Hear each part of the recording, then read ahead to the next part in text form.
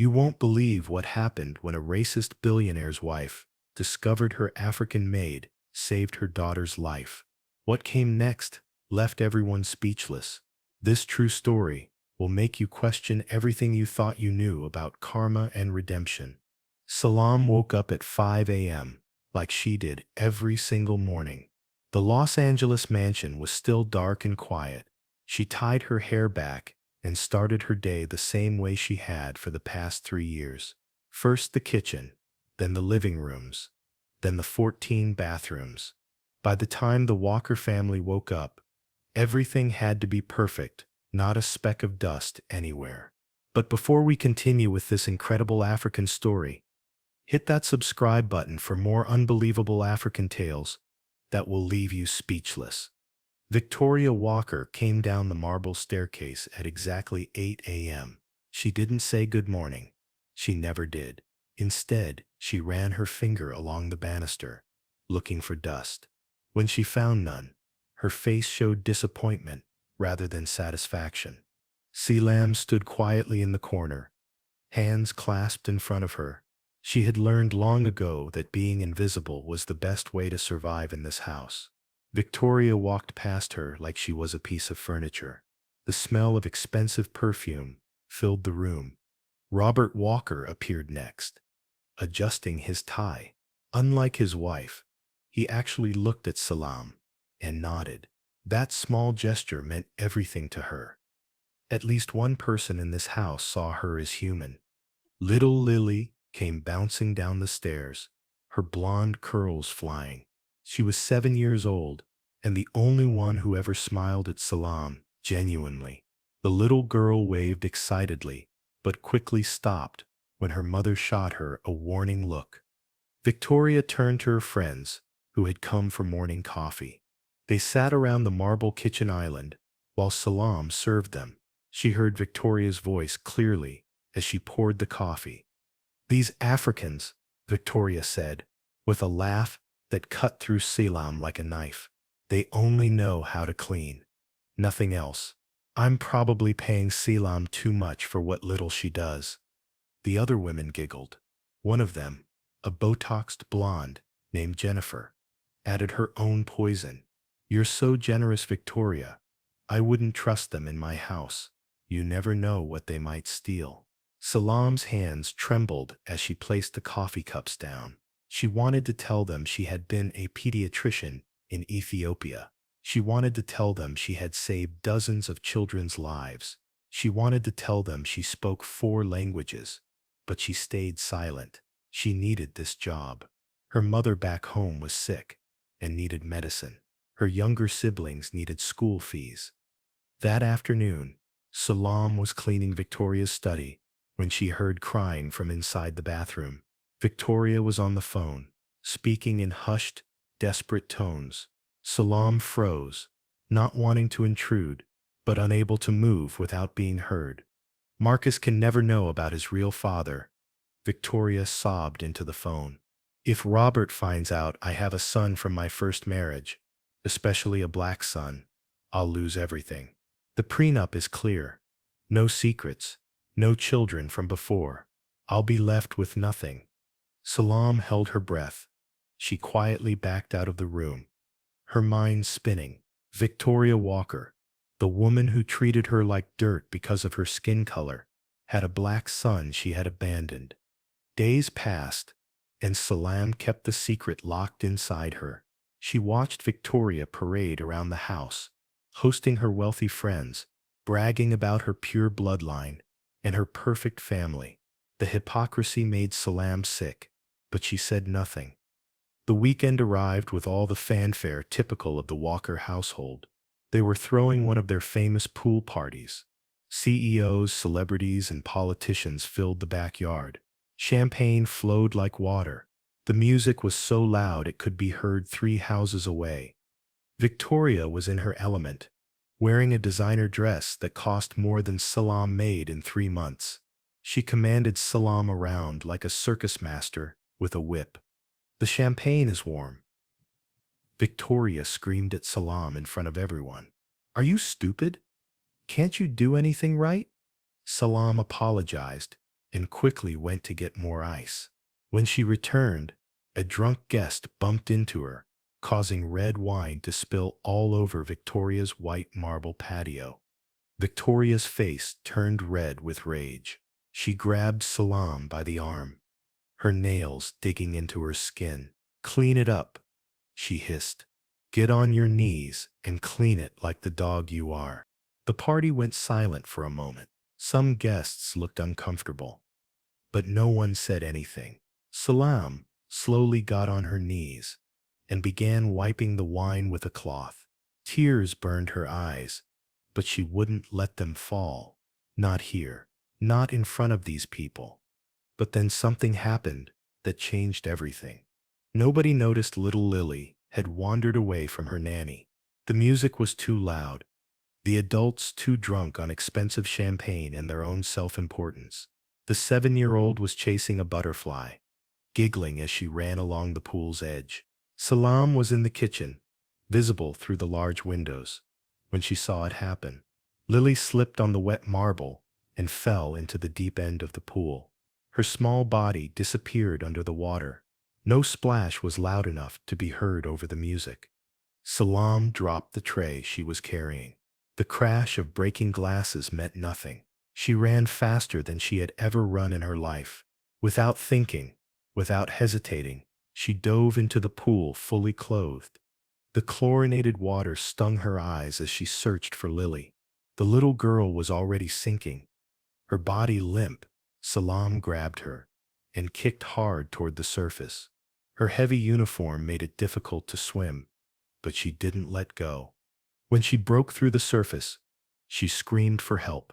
This time, people heard. The music stopped. Everyone turned to look. Robert was the first to reach them, pulling his daughter from Salam's arms. Lily wasn't breathing. Her lips were blue. Her body was lifeless.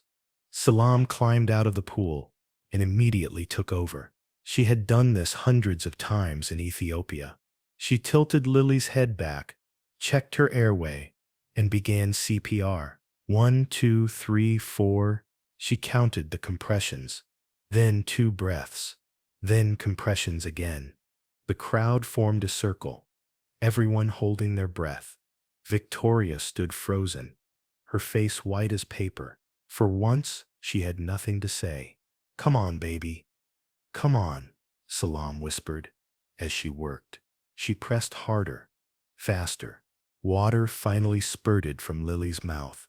The little girl coughed, gasped, and began crying. The crowd erupted in relief. Robert fell to his knees beside his daughter, tears streaming down his face. He looked up at Salam with such gratitude that it made her own tears finally fall. But Victoria's reaction was different. "How dare you?" Victoria screamed, her voice cutting through the relief like a blade. "How dare you jump into my pool with your dirty feet? You've contaminated the water. You touched my daughter without permission." The crowd went silent again, but this time the silence was different. It was the silence of disbelief and disgust. Robert stood up slowly, his face dark with anger. "Victoria," he said, in a voice everyone could hear, "this woman just saved our daughter's life. Our daughter would be dead if not for her." Victoria's mouth opened and closed like a fish. She looked around at the faces of her guests. For the first time, she saw disapproval in their eyes. Even Jennifer, her Botoxed friend, was shaking her head. The party ended quickly after that. Guests made excuses and left. The Walker household was quiet, except for Lily's soft crying as Robert held her close. That night, Salam was in her small room in the basement when she heard a knock. Robert entered, looking exhausted but determined. "Selam," he said, sitting on the edge of her small bed. "I need to apologize for my wife's behavior. What you did today, I can never repay you." Selam shook her head. "I did what anyone would do, Mr. Walker." Robert studied her for a moment. "You know, Lily's nanny mentioned something interesting. She said she heard you speaking to Lily once. explaining how the human body works. She said you knew things only a doctor would know. Salam looked down at her hands. These same hands that had saved Lily had once held surgical instruments. They had once signed medical charts. They had once been respected. I was a pediatrician in Ethiopia, she admitted quietly. I had my own practice in Addis Ababa, but when I came here, my degree meant nothing. I needed to take expensive exams, do residency again. I couldn't afford it, so I cleaned houses. Robert was quiet for a long moment. Then he made a decision that would change everything. The next morning, Robert called Salam into his office. Victoria was there too, sitting stiffly in a leather chair. Her face was like stone. Salam, Robert began. I've made some calls. I have friends on the medical board. We can fast-track your certification process. I'll cover all the costs. You shouldn't be cleaning houses. You should be saving lives. Victoria stood up so fast. Her chair fell over. Absolutely not, she screamed. This woman is a maid. She belongs in the kitchen, not in a hospital. Robert turned to his wife with a look Salam had never seen before. It was beyond anger. It was disappointment, so deep it seemed to age him 10 years. Victoria, our daughter is alive because of her. How can you still be so blind? Victoria's face turned red. She pointed a shaking finger at Salam. You don't know what she's capable of. These people are manipulative. She probably planned the whole thing. That was when Salam decided she had been silent long enough. Mrs. Walker, Salam said quietly. I know about Marcus. Victoria went completely white. The room became so quiet you could hear the clock ticking on the wall.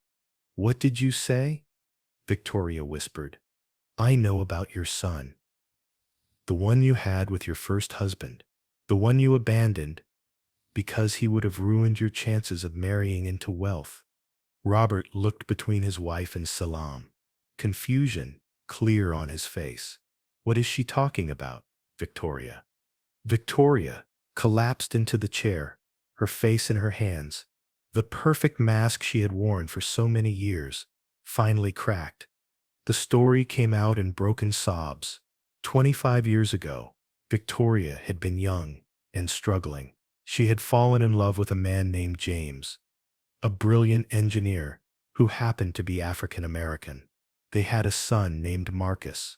But when James died in a car accident, leaving them with nothing, Victoria saw her chance at a different life.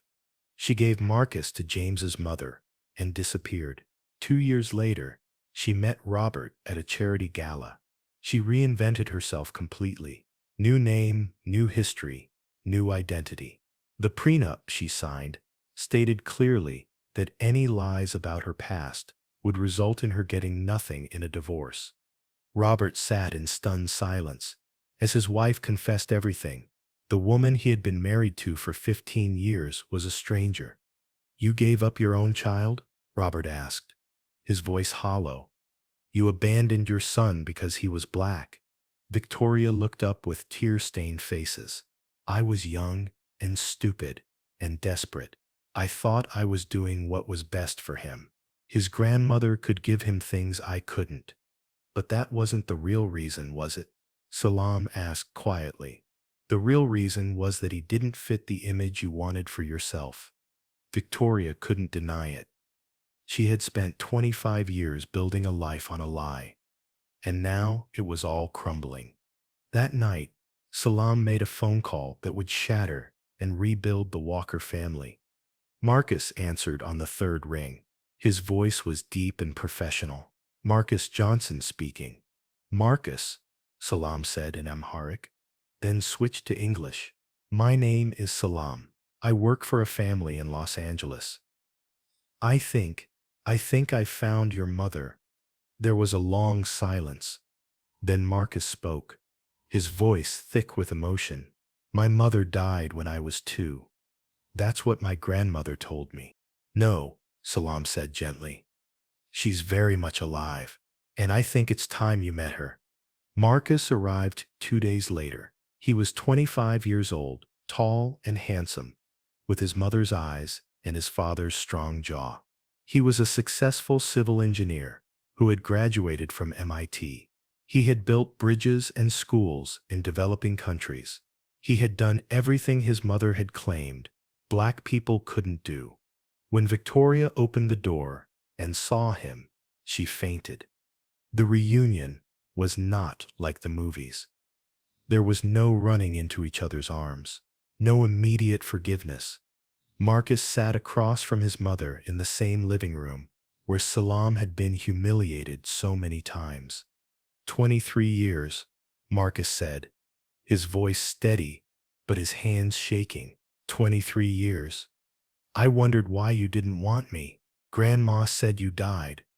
But I found out the truth when I was 18. You were alive. You just didn't want a black son. Victoria couldn't stop crying. Every word was a knife to her heart, each one deserved. I was horrible, she sobbed. I was racist and selfish and cruel. I don't deserve your forgiveness. No, Marcus agreed. You don't, but I'm not here for you. I'm here for me. I needed to see you. I needed to understand how a mother could abandon her child because of his skin color. Robert and Lily watched from the doorway. Lily, still recovering from her near drowning, walked slowly to Marcus. Are you my brother? She asked in her small voice. Marcus looked at the little girl, his half-sister, and his hard expression softened. Yes, he said. I guess I am. Lily threw her arms around him. I always wanted a brother. And you're so tall. Can you teach me to swim better, so I don't fall in the pool again? For the first time since arriving, Marcus smiled. It was his father's smile, the one Victoria had fallen in love with all those years ago. The days that followed were difficult but transformative. Victoria had to face the consequences of her choices. Many of her society friends abandoned her when they learned the truth. The perfect image she had cultivated for decades was destroyed, but something else was being built in its place. Robert, to everyone's surprise, didn't ask for a divorce immediately. He was hurt, angry, and betrayed, but he saw his wife truly broken for the first time. He saw her trying to change. We all have things we're ashamed of, he told Salam one day. Maybe not this big, but we all have darkness. The question is whether we let it define us or whether we grow from it. Victoria began therapy. She started volunteering at community centers in black neighborhoods, not for show but genuinely trying to understand the people she had spent so long looking down upon. It was uncomfortable and humbling, but she didn't stop. Marcus didn't forgive her right away. Forgiveness, he said, had to be earned. But he didn't shut her out completely either. He came to family dinners. He taught Lily to swim properly. He even helped Robert with some engineering projects for his company. And Salam. Robert kept his promise. Within 6 months, Salam had passed her medical boards. Robert's connections helped, but Salam's brilliant mind did the rest. She still remembered everything from her years as a doctor in Ethiopia. The day she got her license, the entire Walker family celebrated with her, even Victoria, who had learned to see Salam not as a servant, but as the woman who had saved her daughter and, in a way, saved her family. Salam opened a small clinic in an underserved neighborhood. Many of her patients were immigrants, like her, people who had been doctors and nurses and teachers in their home countries, but were working minimum wage jobs in America. She charged what they could afford, and nothing when they couldn't afford anything. Lily became her most frequent visitor, not as a patient, but as a helper. The little girl would organize supplies and read to younger patients. She told everyone that her hero was Dr. Salam, and her big brother was Marcus. One day, about a year after the pool incident, Victoria came to Salam's clinic. She didn't come as the wealthy woman who had once humiliated her. She came as someone seeking redemption. I know I can never undo what I did to you, Victoria said. The way I treated you was unforgivable, but I want to do something right for once. She handed Salam a check that made the doctor's eyes widen. This is for your clinic, Victoria continued, and there's more where that came from. I'm setting up a foundation to help immigrant medical professionals get certified in America. I want you to run it. Salam looked at the woman who had once made her clean wine off the floor on her knees. Victoria looked different now. The hardness was gone from her face. The cruel twist of her lips had been replaced by genuine humility. Why? Salam asked. Because you saved my daughter's life when I was too blind to see your worth. Because you knew my darkest secret and could have destroyed me. But you chose to reunite me with my son instead. Because you showed me grace when I deserved none. Salam accepted the check, but not the offer to run the foundation. That job went to Marcus, who had discovered he had a passion for helping others that matched his engineering skills. The foundation helped hundreds of immigrant medical professionals over the years, doctors from Syria, nurses from the Philippines, surgeons from Nigeria. All of them had been cleaning houses or driving taxis, their skills wasted because of bureaucracy and prejudice. At the foundation's 5-year anniversary gala, Salam was the keynote speaker. She stood at the podium in an elegant dress, no longer the maid in the basement, but Dr. Salam, respected and admired. She looked out at the audience and saw the Walker family in the front row. Robert, successful as ever, but humbler. Victoria, her face marked by years of genuine growth and change. Marcus, who had become like a brother to her. And Lily, now 12, who wanted to be a doctor just like her hero. 5 years ago, Salam began her speech. I was on my knees cleaning wine from a marble floor, while people laughed at me. They saw my black skin and assumed I was nothing. They didn't know I had saved dozens of children in Ethiopia. They didn't care that I spoke 4 languages.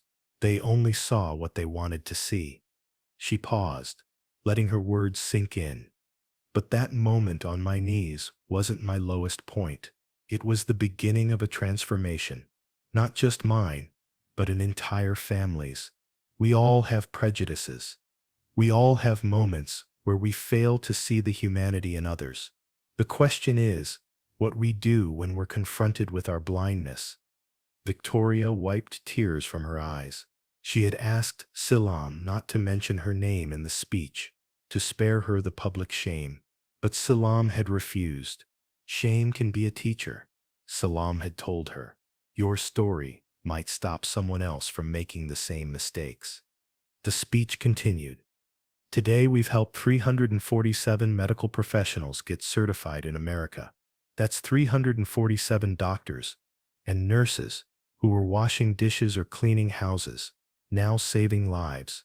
That's thousands of patients who received care they wouldn't have gotten otherwise. That's the power of seeing people for who they truly are, not what we assume them to be. The audience erupted in applause. Marcus stood first, then Lily, then Robert. Finally, Victoria stood too, tears streaming down her face. She had spent years building walls around her heart, and it had taken an Ethiopian maid to tear them all down. After the gala, the family gathered at Salam's house. It was modest compared to the Walker mansion, but it was warm and full of life. Ethiopian food covered the table. Marcus had learned to love injera and Doro Wat. Even Victoria had developed a taste for it. As they sat around the table, Lily asked the question she had been wondering about for years. Aunt Salam, why did you help us? After everything Mom did to you, why didn't you just let us suffer? Salam looked at the young girl who had grown so much. She thought about how to answer. In my culture, Salam said slowly, we have a saying, when spider webs unite, they can tie up a lion. We are all connected. whether we see it or not. Your mother's pain became Marcus's pain. Marcus's pain affected his whole community, and that community's pain affects all of us. She looked at Victoria, who was listening intently. I could have stayed silent about Marcus. I could have let your mother's secret destroy her. But what would that accomplish? More pain? More broken families? Instead, I chose to build a bridge. And look what we've built together. Marcus raised his glass of honey wine. To bridges, he said. To bridges, they all repeated. But the story doesn't end there. 2 years later, Lily was 14 and working on a school project about heroes. She had to interview someone who had made a difference in the world. Everyone expected her to choose someone famous, but Lily knew exactly who her hero was. She set up a camera in Selam's clinic and interviewed her there. The video was supposed to be 5 minutes, but Lily couldn't stop asking questions.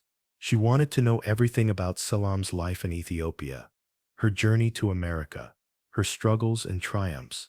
When Lily presented the video at school, there wasn't a dry eye in the classroom.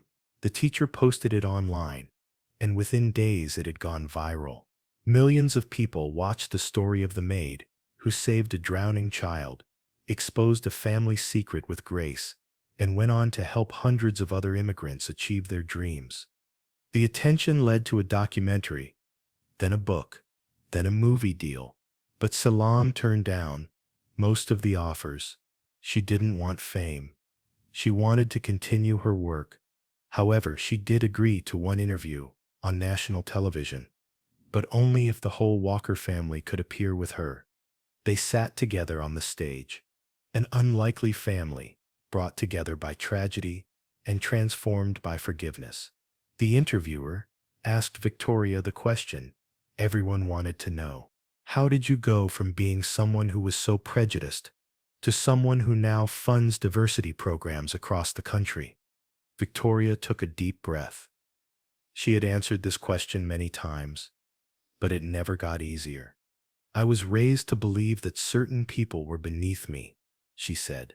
I was taught that skin color determined worth, and I was so desperate to fit into that world that I abandoned my own son.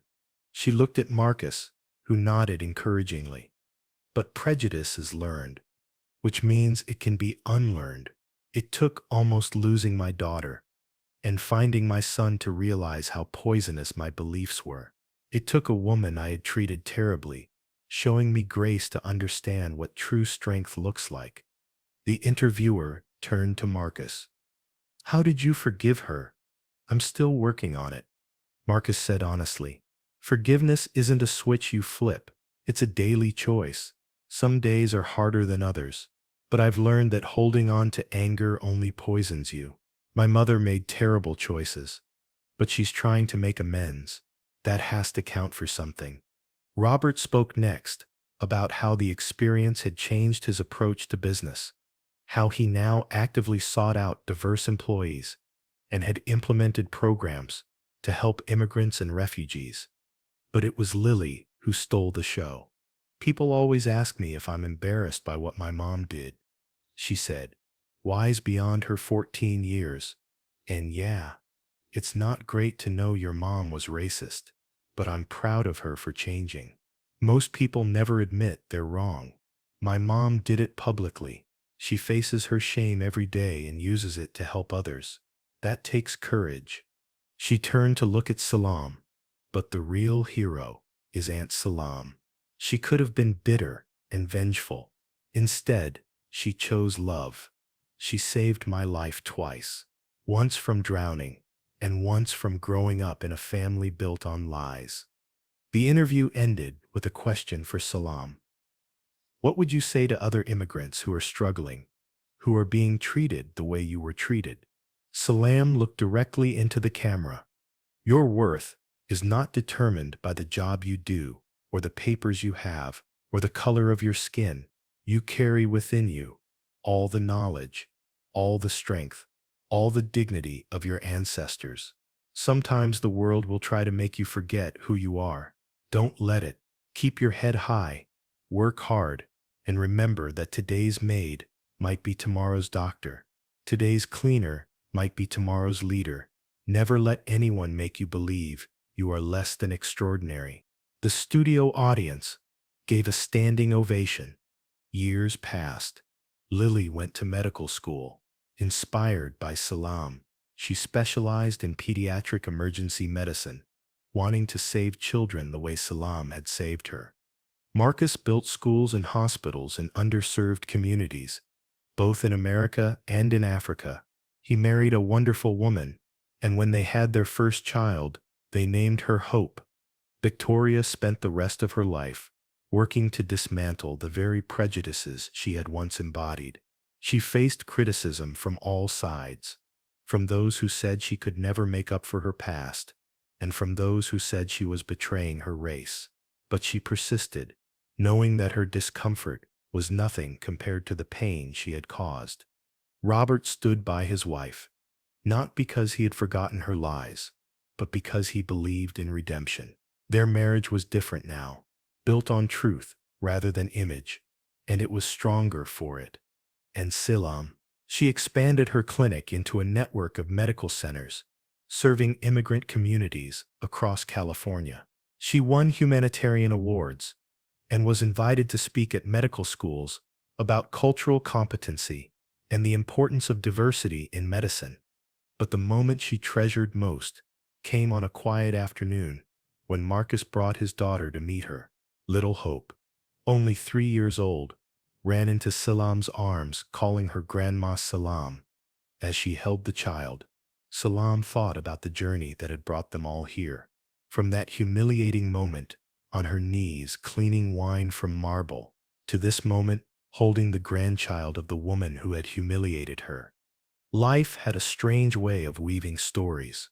The last scene of our story takes place at Lily's medical school graduation.